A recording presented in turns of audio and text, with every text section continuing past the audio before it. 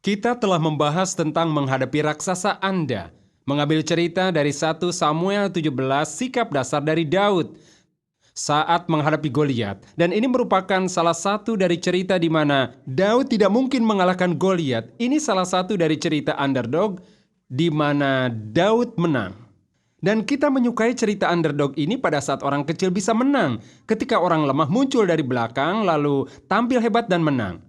Nah, ini salah satu dari cerita itu dan isi ceritanya ketika Daud menghadapi Goliat, yaitu ia bertindak kebalikan dari yang orang lain lakukan. Orang lain punya raksasa yang sama tapi mereka lari dari raksasanya. Daud menantangnya dan kita telah membahas tentang perlunya kita menghadapi raksasa kita. Kita hadapi problem kita, segala kesulitan dalam hidup, bukan hanya mengeluhkannya, menghindarinya, atau bahkan melupakannya sama sekali. Kita harus menghadapinya. Itu harus kita selesaikan. Dan sebenarnya mengenai raksasa ini, situasi yang negatif ini, problem besar dalam hidup kita ini, jelas kita semua punya, ya kan? Pokok persoalannya, kalau kita tidak menghadapinya, kita yang ditekan, kita dibuat kewalahan. Pernahkah Anda melihat narapidana dan yang tangannya diikat dan kakinya diikat, ada rantai di kakinya, dan kadang Anda jarang lihat lagi sekarang, tapi dulu digunakan bola besi yang digantung di pergelangan kakinya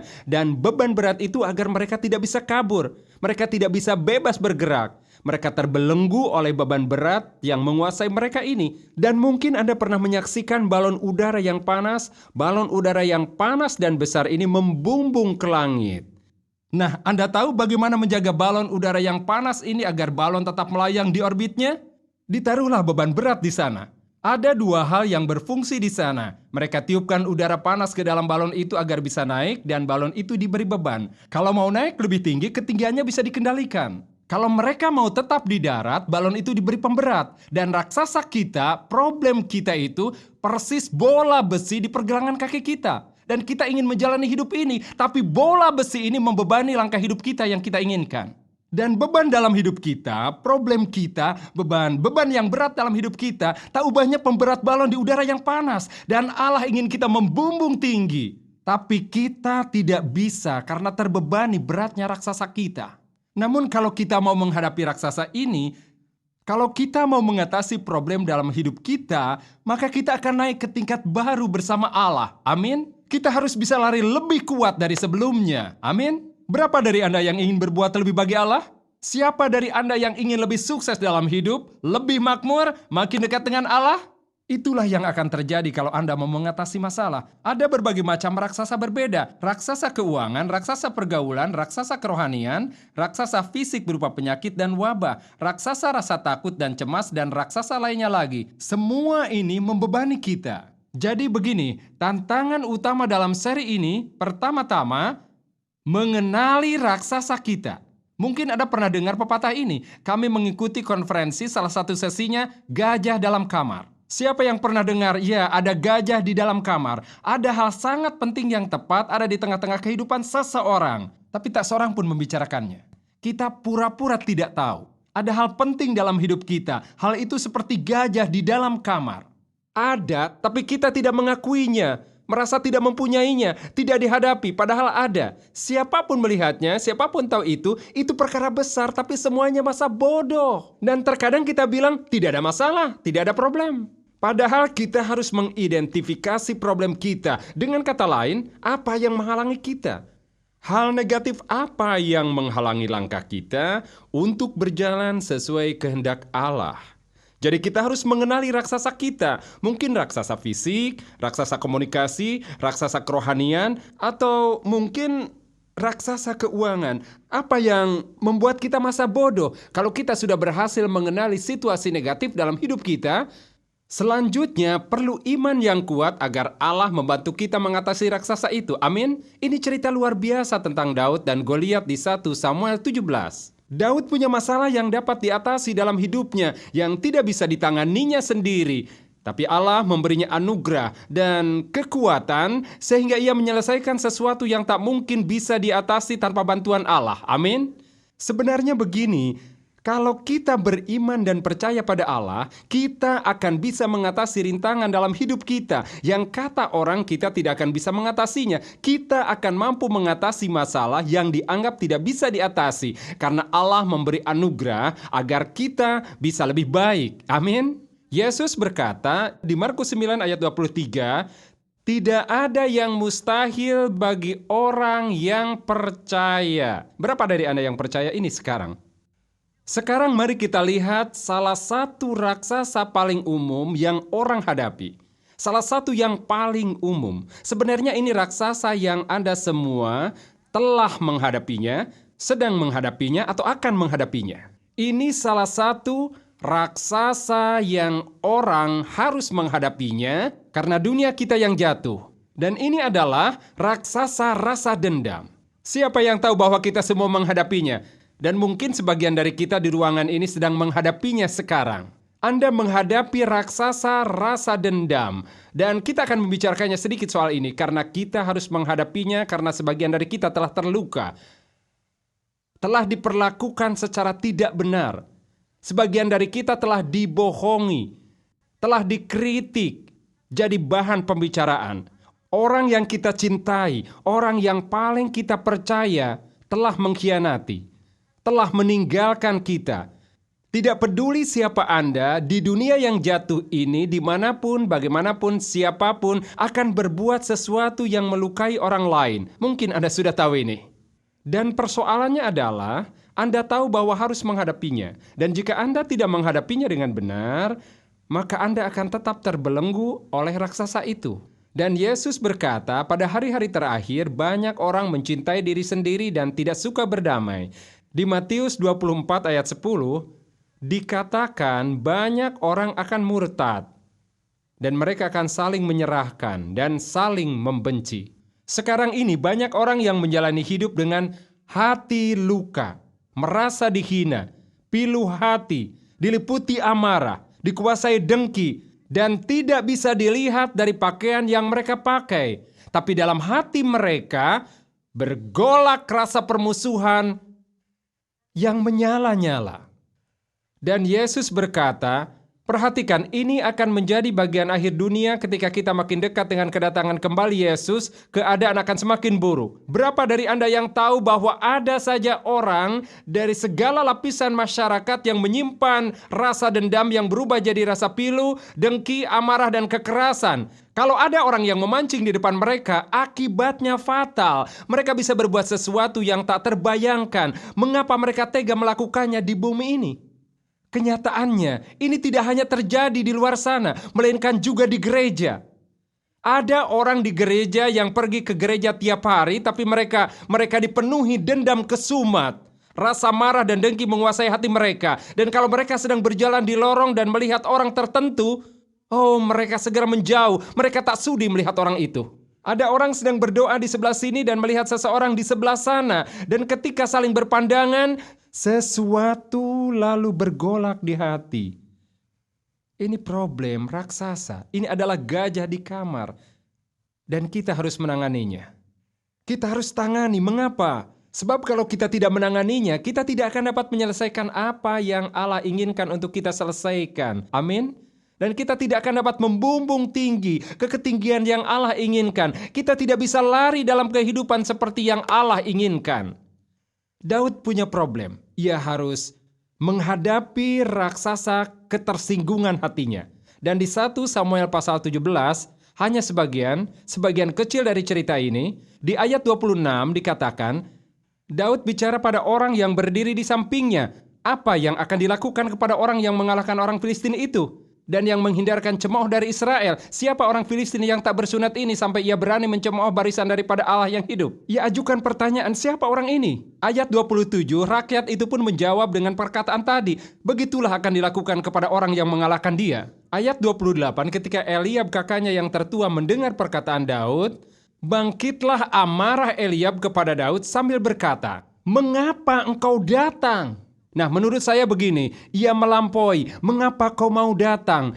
Mengapa kau berani kemari, anak ingusan? Sebaiknya kau pergi saja sana, urusi 2 atau 3 ekor kambing dombamu itu. Mau apa kau kemari ikut-ikutan ke medan perang? Dan ia melanjutkan, dan pada siapakah engkau tinggalkan kambing domba yang 2-3 ekor itu di padang gurun? Aku kenal sifat pemberanimu dan kejahatan hatimu. Engkau datang kemari dengan maksud melihat pertempuran. Tetapi jawab Daud, apa yang telah aku perbuat? Aku hanya bertanya saja. Aku hanya bertanya, siapakah orang ini? Dan ayat 30 berkata, lalu berpalinglah ia daripadanya kepada orang lain dan menanyakan yang sama. Rakyat memberi jawaban seperti tadi. Nah, apa maksudnya ini? Siapa yang punya teman atau anggota keluarga yang melukai Anda dengan kata-kata?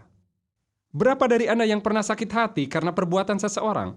Bisa karena perbuatan mereka atau yang tidak mereka lakukan. Berapa dari Anda? Berapa dari Anda yang punya keluarga dekat yang melukai hati Anda? Begitu menyakitkan. Nah, sebenarnya begini, bukan orang yang tidak kita kenal yang melukai kita, tapi orang yang dekat dengan kita, orang yang kita cintai, yang menyakiti kita. Dan tentang kehidupan Daud, ia berurusan dengan kakak laki-lakinya, saudara tuanya, dan kakaknya itu asal bicara.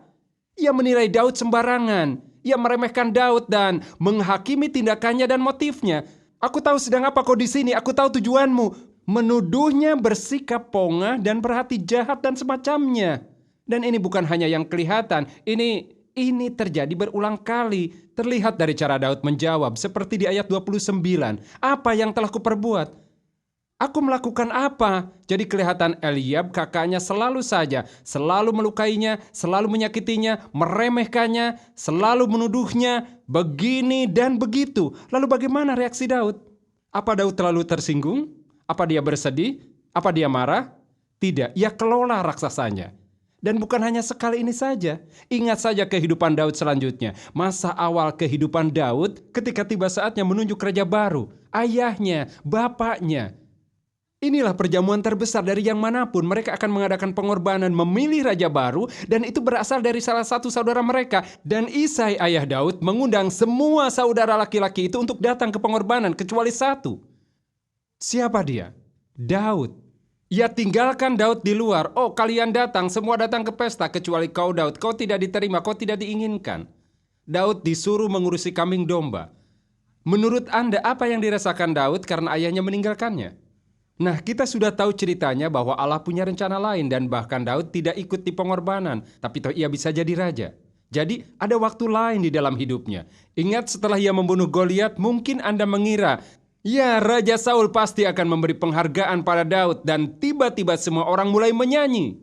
Oh Daud, Saul telah membunuh ribuan, tapi Daud puluhan ribu. Ya, Daudlah orangnya dan mereka telah mengelulukan Daud. Tapi Saul bilang, aku tidak suka. Aku yang berkuasa di sini. Dan Alkitab berkata, Saul mulai mengejar Daud bahkan sampai-sampai ia melemparkan lembing ke arahnya. Daud tidak mau menyentuhnya. Orang-orang Daud berkata, Daud, kau itu prajurit. Ya, kau itu pembunuh raksasa, kalahkan dia.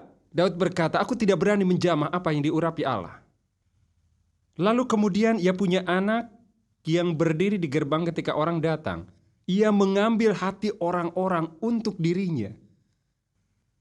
Dan kata mereka, Daud, anakmu ingin mencuri kerajaan darimu, bunuh saja dia. Aku sendiri bisa membunuhnya, Raja Daud. Biar kulakukan, aku senang bisa memberikan kepalanya kepadamu. Oh, dia itu anakku. Mungkin Allah punya maksud tertentu. Daud punya banyak kesempatan untuk bersedih. Ia punya banyak kesempatan untuk marah. Ayahnya, saudaranya, pemimpinnya, setiap orang yang dapat ia percaya dan ia beri kenyamanan dan penghiburan berbalik melawannya, mengejeknya, dan mengkhianatinya. Apa yang dilakukan Daud? Daud mengampuni. Daud tidak mau dikuasai rasa sedih. Ia memilih mengampuni. Kita tahu itu karena kalau kita baca kehidupannya, ia memilih mengampuni. Begini, lama sebelum Daud mengalahkan raksasa luar yang besar bernama Goliat, Daud telah memenangi pertarungan besar. Raksasa dalam dirinya yang disebut rasa dendam. Alasan mengapa ia mampu menangani perang kehidupan Karena ia punya cara luar biasa dalam mengalahkan raksasa dalam dirinya. Dan ketika ia mendapat kesempatan menyimpan dendam, ia lepaskan dendam itu. Dan ia hancurkan tulang punggung rasa dendam. Dan kita tahu akhir ceritanya.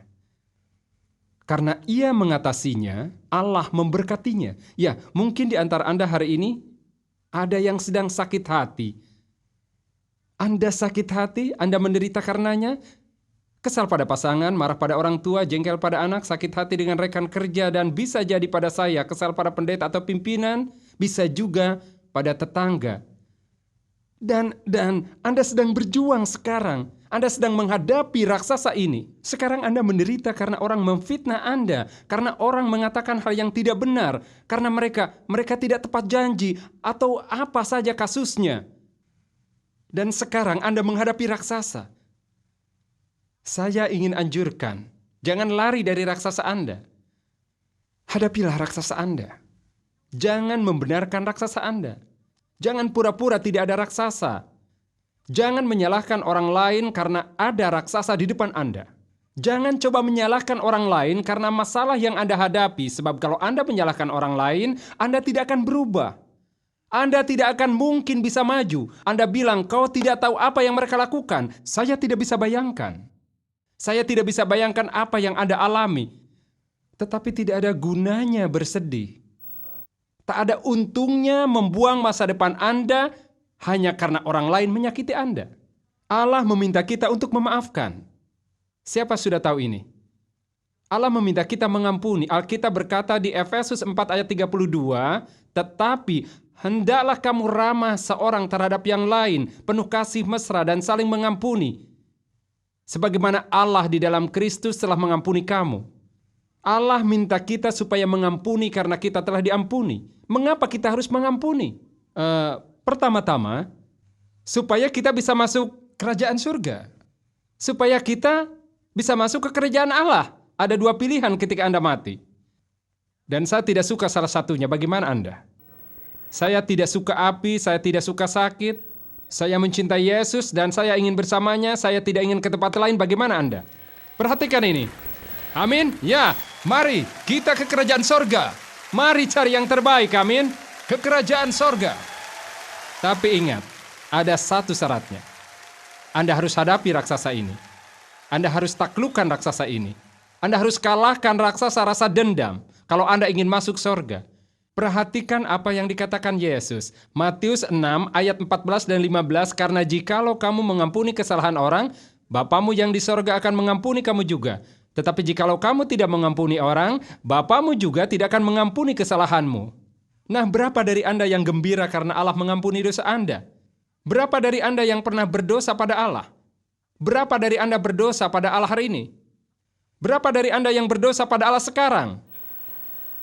Nah, coba renungkan apa jadinya kalau Allah tidak mengampuni dosa kita dan Allah menyimpan dendam. Allah berubah, ia berpaling, pergi.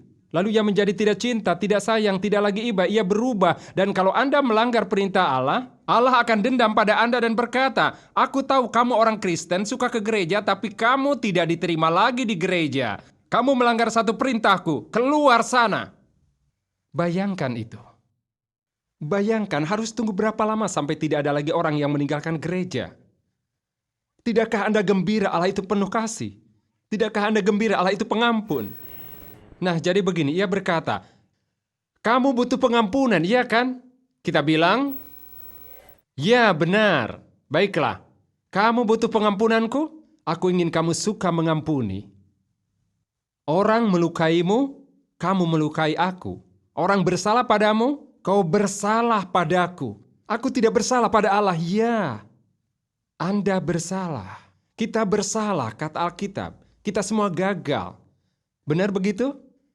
Jadi, salah satu motif kita mengampuni adalah supaya kita dapat diampuni. Supaya kalau kita mati, dan malaikat di sana sambil membawa daftar semua dosa kita, dan ia siap-siap menyebut dosa kita, Yesus berkata, tunggu. Semua dosa itu sudah kuhapus, mereka sudah kuampuni. Biarkan mereka masuk. Kita masuk. Terima kasih Tuhan, haleluya. Kemuliaan bagi Allah. Ya. Saya butuh pengampunan, bagaimana Anda? Anda tahu cara diampuni? Berikan. Berikan. Ya, tapi Anda tidak tahu. Saya memang tidak tahu. Tapi tetap harus mengampuni. Mengapa? Agar dapat mengalami kebebasan. Jika tidak mengampuni, akan kehilangan kebebasan. Anda terpenjara secara emosi.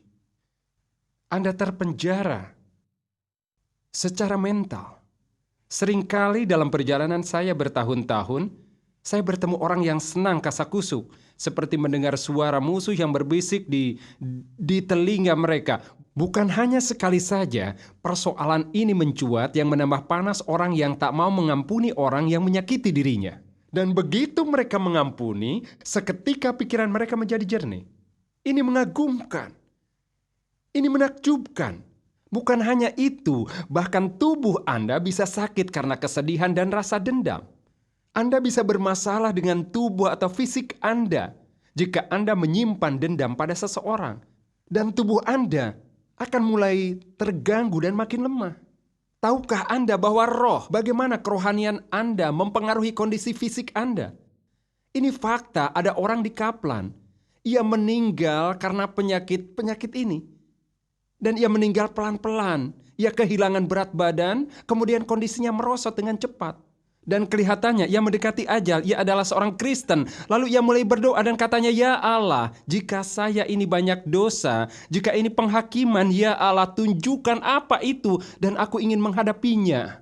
Dan Allah menunjukkan kepadanya bahwa ia menyimpan dendam dalam hidupnya. Allah menunjukkan dua hal, katanya, "Kau harus mulai menyembah Allah terus-menerus. Hanya menyembahku, dan lalu ampunilah yang menyakitimu." Dan Allah menunjukkan kepadanya orang yang jadi sasaran dendamnya. Lalu apa yang terjadi? Ia mengampuni orang-orang itu. Ia ikhlaskan mereka, dan apa yang terjadi seketika? Kesehatannya mulai pulih kembali. Ia segar bugar dan sehat walafiat. Ini luar biasa, bukan? Ya, Anda juga mungkin Anda bisa disembuhkan secara fisik kalau Anda mengalahkan raksasa rasa dendam. Anda kehilangan kebebasan jika dikuasai raksasa. Dan alasan lain mengapa Anda perlu mengampuni supaya Anda naik ke level berikutnya. Supaya Anda terberkati. Begini, kita bekerja keras coba mengatasi kesalahan dalam hidup. Kita pikul segala beban dan kita bilang, "Beratnya hidup, aku lelah, aku capek berjuang, sulit untuk bangkit." Dan terus saja kita terbebani. Dan Yesus berkata, jangan menyerah. Ampunilah. Kita ingin maju dalam hidup dan kita terus jatuh bangun dan kita coba mengatasi apa saja supaya hidup kita menjadi stabil. Dan kelihatannya kita akan berhasil naik tapi tiba-tiba kita jatuh lagi. Dan sebagian penyebabnya adalah raksasa rasa dendam. Dan kalau kita tidak dendam lagi, kita penggal kepala raksasa dendam itu, hidup kita mulai lebih ringan. Puji Tuhan, kita bisa melewati hari-hari kita dan masih punya tenaga untuk maju. Luar biasa, bukan? Berapa dari Anda yang tahu kalau Anda salah secara spiritual, Anda dibuat lemah secara emosi, lemah fisik, lemah spiritual, kekuatan Anda akan tersedot. Dan di siang hari Anda begitu lelah dan tak berdaya. Karena rohani Anda menggendong raksasa ini kemana-mana. Tapi Yesus berkata, jangan lakukan itu. Aku datang agar kau bangkit, agar hidupmu berkelimpahan. Karena itu hadapilah raksasa. Nah, bagaimana caranya? Bagaimana menghadapi raksasa? Bagaimana membunuh raksasa rasa dendam? Saya hanya ingin memberi Anda sedikit masukan di sini, lalu kita selesai. Nomor 1, Anda harus punya kebutuhan untuk mengampuni. Ketika saya menyiapkan khotbah ini, Allah menunjukkan kepada saya bahwa akan ada orang di sini yang mendengarkan khotbah ini dan berpikir, aku tak punya masalah itu dalam hidupku. Aku tidak punya dendam dalam hidupku. Dan musuh telah sukses menyembunyikan dendam. Sampai Anda tidak melihatnya dalam hidup Anda. Ini kamuflase. Rasa dendam itu bersembunyi sampai mungkin sekarang di antara Anda ada yang menganggap semua baik-baik saja. Padahal ada yang tidak beres dalam hati. Makanya tidak menjamin hidup tenang. Dan Allah ingin Anda melihat raksasa itu agar Anda dapat mengalahkannya dalam hidup Anda. Jika tidak, bisa ditebak apa yang akan terjadi. Anda suka mengkritik. Anda suka menghakimi. Anda akan mudah tersinggung, dan orang lain mudah jadi problem bagi Anda. Anda bisa berbuat kejam dan dipusingkan oleh berbagai masalah. Padahal kita ingin mengatasi kemarahan, kita ingin mengatasi akar persoalan dan semua problem hidup kita, tapi kita tidak pernah menyentuh akarnya. Kita harus tebaskan kapak di akarnya, biar tidak tumbuh lagi. Jika Anda hadapi akarnya, buahnya akan meninggalkan hidup Anda. Anda tidak bisa kuasai amarah sebelum menenangkan hati. Sebelum Anda mau mengampuni, Anda setuju itu? Jadi Anda harus merasa perlu mengampuni. Setan lebih suka Anda tidak mengampuni. Lebih suka menutup-nutupi dan berkata, ya Anda tidak tersinggung, hanya terluka. Anda tidak sakit hati, hanya kecewa. Begini, jika Anda memikirkan seseorang dan melihat seseorang lalu emosi Anda bergolak dan membuat Anda tertekan, ini indikasi ada sesuatu yang tidak beres. Amin. Jikalau nama seseorang jatuh dan menyebabkan hidup Anda gelisah, bisa jadi tidak lain karena Anda bergantung pada itu. Nah, jangan mudah cemas. Nomor 2, Anda harus memilih mengampuni. Anda tahu pengampunan itu sebuah pilihan? Itulah sebabnya Yesus berkata, jika Anda berdoa, berdoalah begini. Ampunilah kesalahan kami, ya Allah, seperti kami mengampuni yang bersalah kepada kami. Ini pilihan. Kita dapat memilih mengampuni. Kita dapat memilih membebaskan. Kita dapat memilih membebaskan mereka. Tapi apa yang saya temukan, mungkin Anda bisa mengaitkan dengan ini. Kadang jika seseorang berbuat sesuatu pada Anda, di otak Anda tahu harus mengampuni. Benar? Kita tahu itu di otak kita. Tapi walaupun kita tahu di otak kita dan tahu bahwa Yesus ingin agar kita mengampuni, dan kita harus mengampuni, kadang sulit melaksanakannya. Pernahkah merasa berat mengampuni seseorang? Anda sadar bahwa harus mengampuni mereka. Mereka mengkhianati Anda, bersalah pada Anda, memanfaatkan Anda. Mereka apapun itu dan Anda sadar harus mengampuni mereka. Tetapi soal ini menggantung bagai rantai dan bola besi mengikat kaki Anda dan Anda tak bisa lepas darinya. Saya percaya bahwa mengapa kadang kita sulit mengampuni orang yang menyakiti kita karena kita bersandar pada kekuatan sendiri. Kita harus bersandar pada kekuatan Allah. Berapa dari Anda yang tahu Yesus punya kemampuan luar biasa mengampuni orang? Ketika Ia disalibkan, dapat saja Ia memanggil para malaikat dalam sekejap dan berkata, cepat habisi saja orang-orang Farisi dan para ahli kitab ini dan juga pemimpin agama, penggal saja kepala mereka.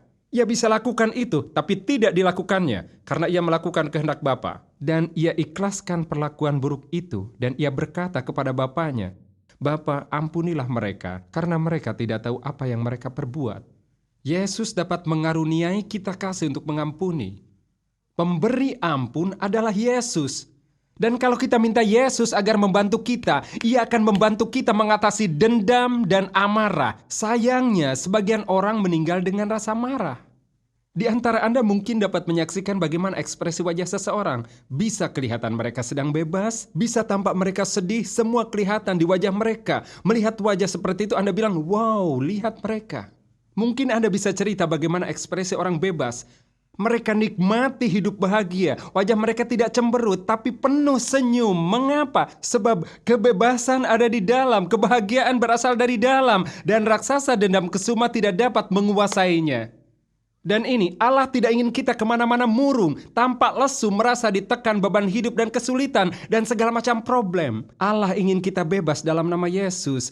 Maka kita perlu menantang raksasa, jangan lari darinya, jangan menyalahkan orang lain, jangan cari alasan. Hadapi dan katakan, aku tidak mau dikuasai oleh raksasa itu lagi. Amin. Mari